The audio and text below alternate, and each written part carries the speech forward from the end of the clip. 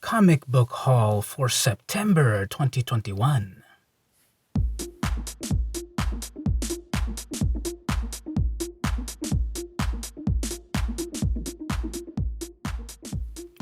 Hey everyone, welcome to the weekly VM Campos Comic Book Club. I'm your host, VM Campos.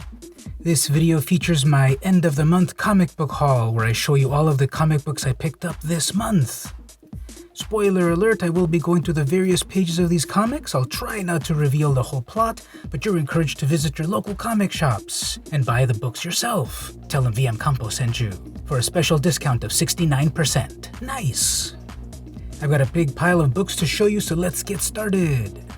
I'm going to focus on all of the first issues that I picked up this month. That'll be a fun way to do it today, I think. Let's start off with Amazing Spider-Man number 875. No, it's not a number one, but we'll get to those. I just wanted to show this one because it's the final storyline that's been going on with Spider-Man recently. Dan Slott is leaving the title and so forth, and I got this one. This is the variant cover. It's the Amazing 15 homage cover. The regular cover is also Amazing Fantasy 15 homage, but they're facing to the right, which is obviously completely wrong. They're supposed to face to the left. And so this is an extra-sized book with a lot of storylines culminating, a lot of spoilers that I'm showing you here. There's 2 of them, and a lot of stuff going on. And there's also a couple of other stories. Let me maybe jump over here, not to really show everything, but there's also a couple of side stories. With Ben Reilly happening over here. Here's a kind of a history of Spider-Man very succinctly, an Uncle Ben sort of story, and so forth. And so for the huge price of $9.99, we get a huge 875 issue anniversary sort of thing. Not really, because it's a number. They're publishing these 3 times a month. So maybe there's too many Spider-Man comics at the moment. But here's the latest issue. Next up, okay, here's an issue number 1, Peach Momoko's Demon Days number 1, Cursed Web. And this is kind of cheating because this is yet another issue number 1 in this whole Demon Days plotline. The first 2 and now the third one are also listed as number 1. I think there's something meta going on there, so every new chapter is also listed as number 1. And what's amazing about this series, of course, is that it's story and art by Peach Momoko, the amazing artist, the big artist of 2020, I would say, with all of her amazing covers. And now here Marvel has gotten an exclusive deal with her that she is going to do the covers and the interior art and the story. And this is the latest continuation. It's mixing like traditional Japanese tropes, oh snap, with Momoko's style and the Marvel characters, and this is amazing. No spoilers, that's kind of a lot of blood there, but this is issue number 1, supposedly, of Demon Days, Cursed Web from Marvel. Here's another issue number 1 again. This is Star Wars, War of the Bounty Hunters, Jabba the Hutt number 1, but it's the second printing design variant cover with Deva Lumpop, Bounty Hunter. This is her first appearance. Here she is in the cover. I don't remember her mouth getting that big in the actual story, but anyway, here's the design cover. This is basically a one-shot, sort of, although it's all tying together with the whole War of the Bounty Hunter storyline, which is permeating or maybe infesting every one of the Star Wars stories currently going on. Very cool interior art. There's Boba Fett. This takes place after Empire Strikes Back. Han Solo is frozen in carbonite. All the bounty hunters are trying to get their Han Solo slab. Spoiler alert, if you saw the movie 40 years ago, he eventually gets delivered to Jabba the Hutt. But in the meantime, what happened in between? And people love to get with all of these side stories in the Star Wars universe. So here's another side story. It's Boba Fett with this bounty hunter, and she keeps calling him Pup, which is hilarious. And then he kind of shows off like, I know what I'm doing. And they have adventures and all that good stuff. So this is second printing issue number 1. Alright, I'm pretty excited about this one. This is, okay, so you can't tell what it is from the cover. Another Spider-Man title? No, actually this is the Dark Ages number 1. It's the Stormbreakers, the next generation of elite artists. Variant cover, 6th cover. Focused on my favorite superhero, Spider-Man. This looks like one of these classic trading cards of the 90s, and I'm sure they all connect and so forth. And here I got Spider-Man. This is a really interesting story, and I need to spoil the whole book, basically, because it really takes off in issue number 2. Basically, something happens that the whole world's technology is destroyed. An electromagnetic pulse, an EMP, basically shuts down the whole world. and part of what happens here is also leads to the death of Doctor Strange. So all of the electricity of the world is shut down, and there's so many superheroes that rely on technology. So therefore, we are being plunged into a dark ages. So that's the whole spoiler of this issue. I guess I won't really show you too much more over here, although there's a living tribunal versus the Unmaker, and it just shows you their scale of things, which is kind of amazing. And this is, imprisoned inside of the earth, what could go wrong? Everything goes wrong, spoiler alert. Amazing art, great panel layout, lots of characters, it's this great ensemble piece. The very end, I don't want to spoil it for you. I'm going to spoil it for you. This is amazing. Let's check out the ending right here. Cover your eyes if you don't want to see this. But basically, after the devastating battle where they did defeat the Unmaker, the world is plunged into darkness.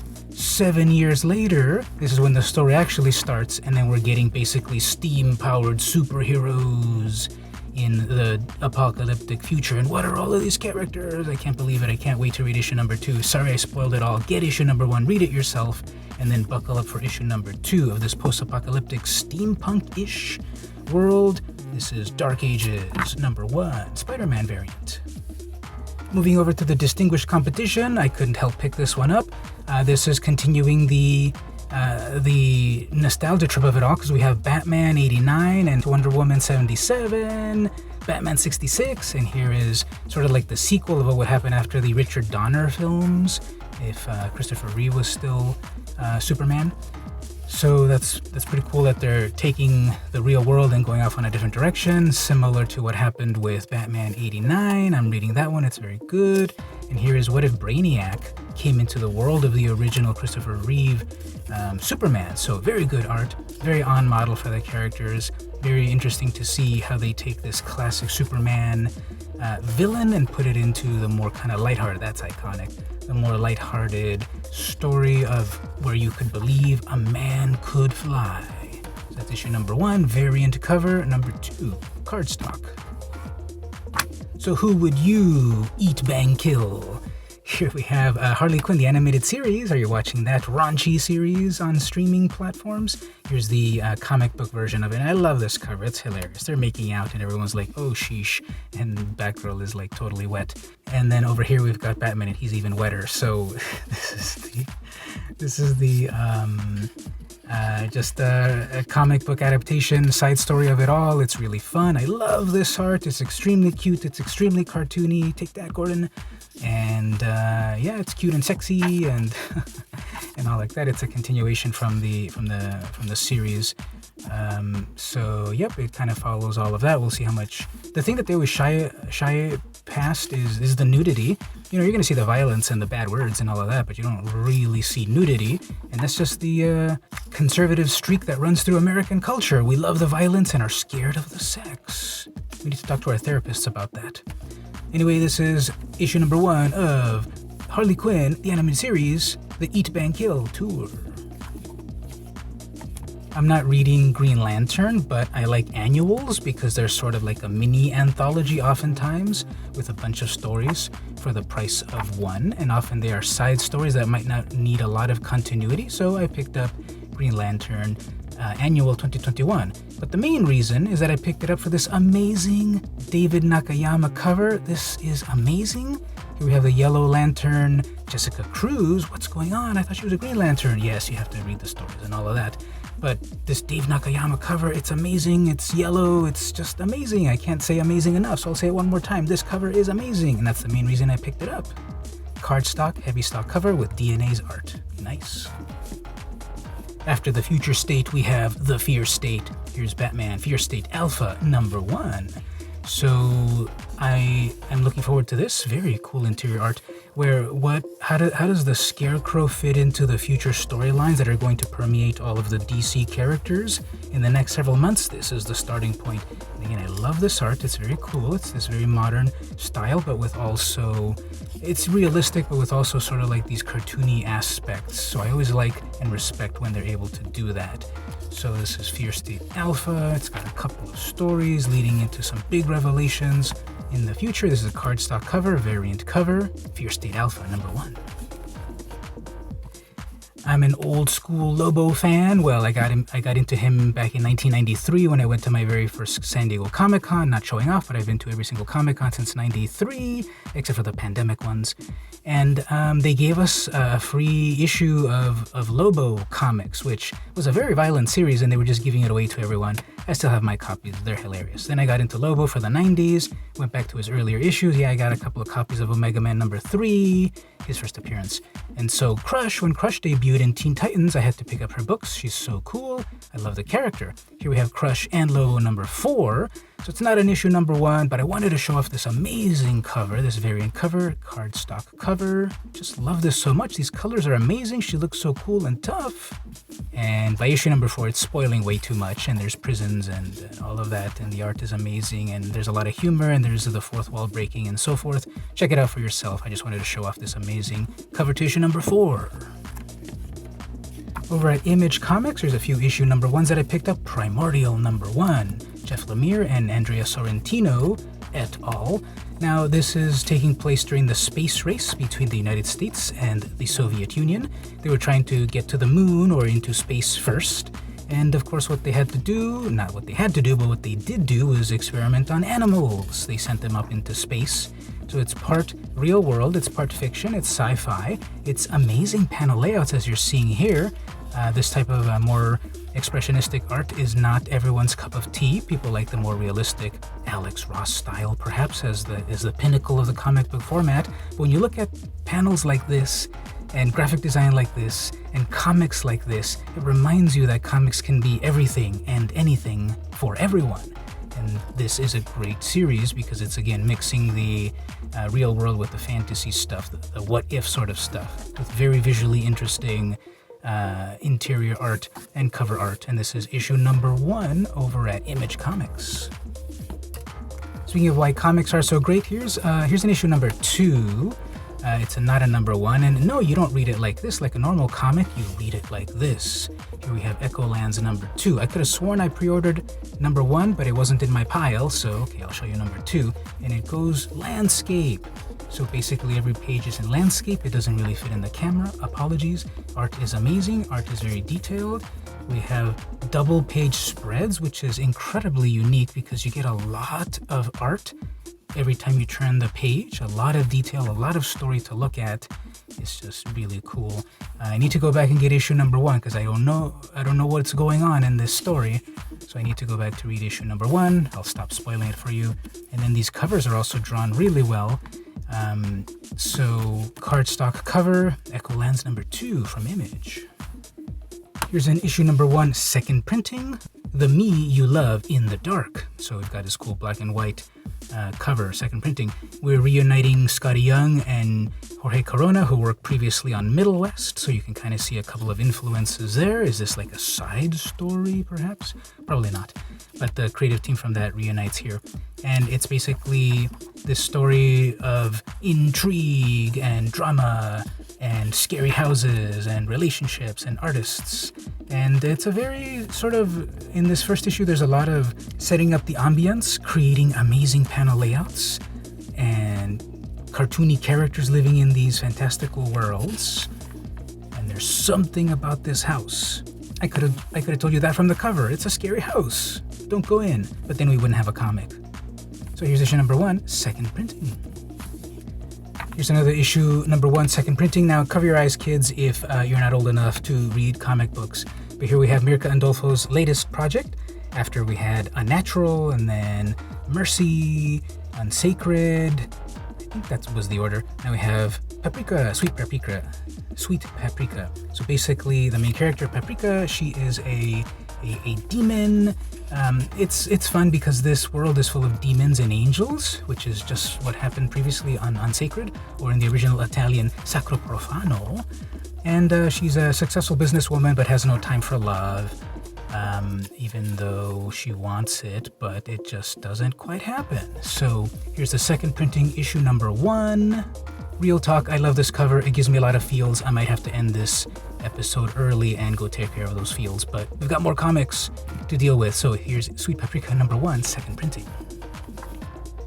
Switching over to Dark Horse Comics, we've got a brand new Stranger Things comic.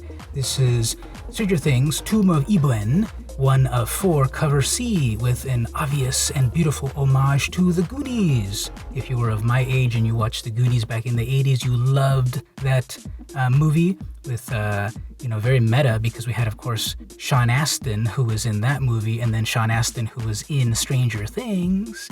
Now, real talk, I gave up on Stranger Things halfway through season 2.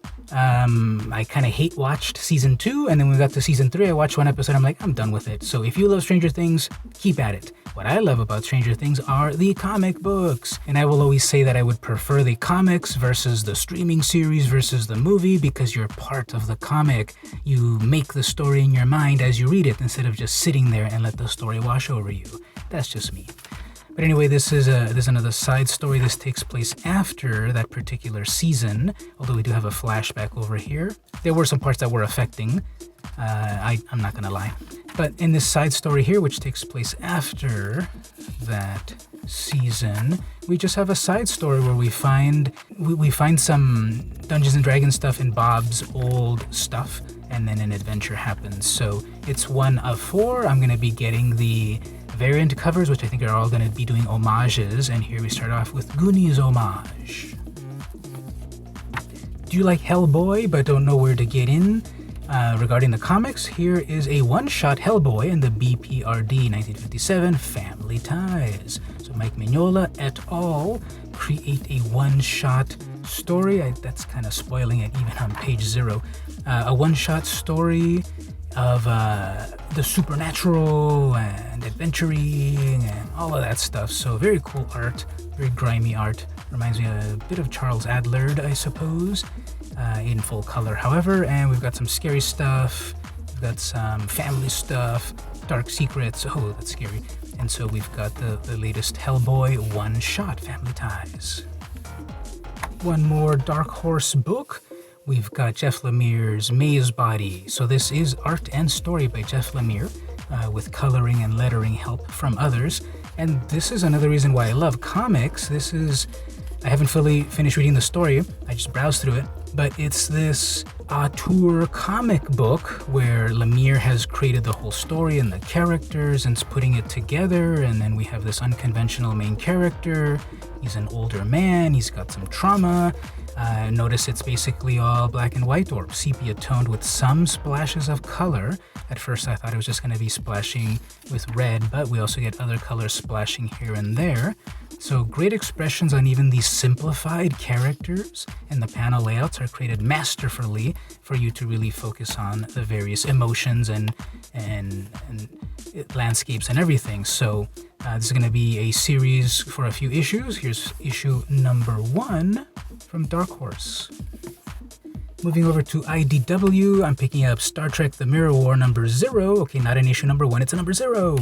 And this is basically the continuation of the Mirror Universe plots that they've been doing a few times. This has been very enjoyable to see the evil versions of the Next Generation characters. Because think about this. In the original series, we had the Mirror Universe. In DS9, Star Trek DS9, the best Star Trek of all, we had the Mirror Universe. In Enterprise and Discovery, more Mirror Universe. I don't remember Voyager. I think they did Mirror Universe there. In the Next Generation, they never did Mirror Universe. But in the comics, they've done Mirror Universe plots. And how could you not love a Borg technology Data in the Mirror Universe and a totally evil telepath of Troy in the Mirror Universe with a badass, much more action-oriented Picard. So this is issue number 0 to kind of get you up to date. There's Geordi, evil Geordi, everyone's evil. Evil, don't cross evil Wesley because he's going to experiment on you. And so we have this side story of the Mirror Universe, issue number 0, setting you up to check it out. And so I'm on board. I can't wait to fully read this. This looks pretty epic so far. This is Star Trek The Mirror War number 0. The other Star title is Star Wars, and IDW is publishing their own Star Wars comics, not just Marvel. And here we have Star Wars Adventures, Ghosts of Vader's Castle. This is the 3rd year that they've done these Halloween-themed Star Trek series. We had Vader's Castle and Shadows of Vader's Castle. I forgot their other titles, but this is the 3rd one, Ghosts of Vader's Castle. I got the Derek Charm variant cover. I love his cartoony style. We have interior arts by Francesco Francavilla. Amazing interior arts. He worked on Archie, Afterlife with Archie over for Archie Comics. And so it's this very scary sort of style. And here it's basically ghost stories set in the various ages of Star Wars. Various artists. It's a bit of a mini anthology. What's interesting is this is being published weekly. Every week there will be, oh, that's scary. Every week there will be, that's really scary. There will be a brand new, and that's even scary, is helping Misa. Every week there will be a new one of these, and this is scary. Culminating in issue number 5, just in time for Halloween. So this is issue number 1. Check it out yourself. Oh no, he's dead. This is Star Wars Adventures, Ghosts of Vader's Castle, number 1. One more IDW title. It doesn't fit in the camera because it's oversized. Here we have TMNT, The Last Ronin, number 1, which I already had, which I was glad I reserved before they all sold out and got expensive. But this is a 4th printing, so these covers are slightly different. You've got to compare all of them at once to see the difference. And here went back to the original art because the 3rd printing had completely different art, I believe. And here it's reprinting, 4th printing of the Future Adventures of the Lone Ninja Turtle. That was the only one that survived after some sort of past traumas. We don't know which Ninja Turtle it is because he's wearing black bandana. We get a possible hint on the very last page, which I will not spoil, even though this came out months ago. Actually, sometime last year during the pandemic. It was one of those weird books that was trying to come out and then the pandemic hit. But I got my own copy. 4th printing. And yes, I have the latest one, which just came out. There's been a pretty sad and epic story with Eastman and Laird working on it, which is actually an idea they had way back in the 80s. Even after a few years of the original Turtles, they already had the idea of how are we going to end the Turtles? And 30 years later, 30 whatever years later, we are now seeing it. So, 4th printing of The Last Ronin and issue number 3. Got a couple of Boom titles. First of all, we're going to get blinded here in the camera with this amazing foil cover of Firefly River Run. This is a prequel to the Firefly series. I remember seeing it originally in the 90s, enjoying it. Recently, I enjoy it less because of a certain person attached to it, who we all know nowadays isn't that great. But anyway, here's a prequel before the series started. Cool art, cool panel layout, cool side story prequel before it all starts. And the main reason I got this is because of this amazing cover. I'm a sucker for these variant covers. I loved them in the 90s. They might have contributed to the fall of comics in the 90s, but I love them. Give them to me. Hologram covers, die-cut covers, gatefold, fold-out covers, all that good stuff. And I'm glad that the tradition is still alive in the modern times. So heavy cardstock, foil cover. The other Boom title that I picked up is this brand new series, Ma. This is a horror story. It's one of 5 with a variant cover number 3. Basically, it gives me vibes of Midsommar, gives me vibes of Rosemary's Baby. There's cults, there's all of that scary stuff happening. I like the anatomy of the characters, the very subdued palettes. All of these colors are kind of underexposed. They're not extremely saturated colors. Characters look interesting. Some scary stuff's gonna happen. There's been a lot of scary Halloween-themed comics recently for some reason. And here's one of the latest ones. It's Ma, number 1 of 5. Amazing black and white cover. Got some IDW books. We've got Army of Darkness, 1979, issue number 1. This one is cover C. And we've got basically Ash Williams. I say basically a lot, don't I? Basically, Ash Williams travels back to 1979 to battle Deadites in New York City. That's all you need to know for the moment. It's a limited series. It's got cool covers. It's got Ash Williams action. Number 1. I picked up Red Sonja, number 1, by Mirka Andolfo. So, rebooting her series back to number 1. Mirka Andolfo taking extra jobs besides her Sweet Paprika to write some stories that give basically a recap, new origin, etc. of Red Sonja, She-Devil with a Sword. Of course, I picked up the cosplay cover because this cosplayer has been doing a lot of covers recently in the same photo shoot, and they've been using them on various covers. And I think it's some really nice cosplay. What do you think? And then we've got Black, White, and Red, Red Sonja, Black, White, and Red, and it's exactly what it sounds like, that these stories are in black and white with splashes of red. These are anthology series. These are anthology stories in this series, I mean, and lots of adventures with a focus on various side stories, short, quick stories, all for the price of one, so I highly recommend it. And as usual, always get the cosplay covers. And lastly, Vampyverse #1, after Sonjaversal, which was Crisis on Infinite Sonjas, basically the different dimensions of Red Sonja. Now we have the different dimensions, or the multiverse, of Vampirella, with Vampyverse #1. So this is a limited series for a few issues, just exploring different dimensions of Vampirella and such, celebrating 50 years in comicdom, and I picked up the cosplay cover. And let's finish off with some indies here from Aftershock. I picked up Kaiju Score.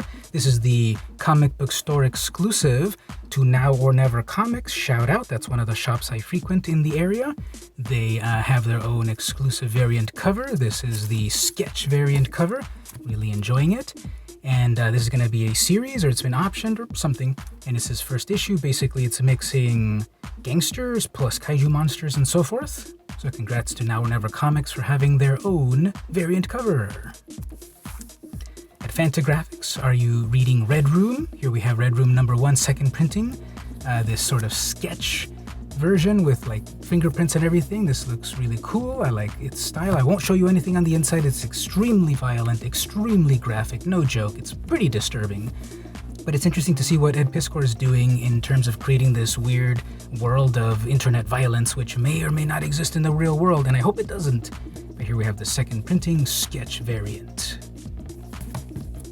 Over here at Heavy Metal, we have Cold Dead War, written by Romero. That's right, George C. Romero, the son of George A. Romero, the father of the zombie genre, is writing a zombie-themed World War II comic. So I needed to pick that up because I always enjoy zombie comics and so forth. Not a big fan of war comics, but we'll see how we get zombies plus war. Gun Honey, this book is blowing up. I got the Bill Sienkiewicz variant cover. Short answer, it's John Wick, a female John Wick. It's much more complex than that, but this is issue #1 over at Titan. And yeah, first issue, it's gonna go places. I picked up this variant cover. Sienkiewicz is amazing. I wasn't able to get Barbaric #1, but here is Barbaric #1, third printing. Basically, it is a very violent barbarian comic book. This one's also kind of blowing up, or slicing up. We got a third print. And then lastly here, the last book you'll ever read. So Olivia Cade wrote a book so controversial it's causing the world to go crazy and kill each other. And she's got to go on her book tour, so she needs protection. So it's kind of an interesting supernatural story full of violence. This is a second printing. This is from Nightfall imprint of Vault Comics. And we'll end this episode actually with Star Wars Insider number 205 with this amazing Darth Vader cover. What do you think? Did you like my haul? What would you pick up? What did you pick up? Tell me about it in the comments. This has been the weekly VM Campos Comic Book Club, and I'll see you next time.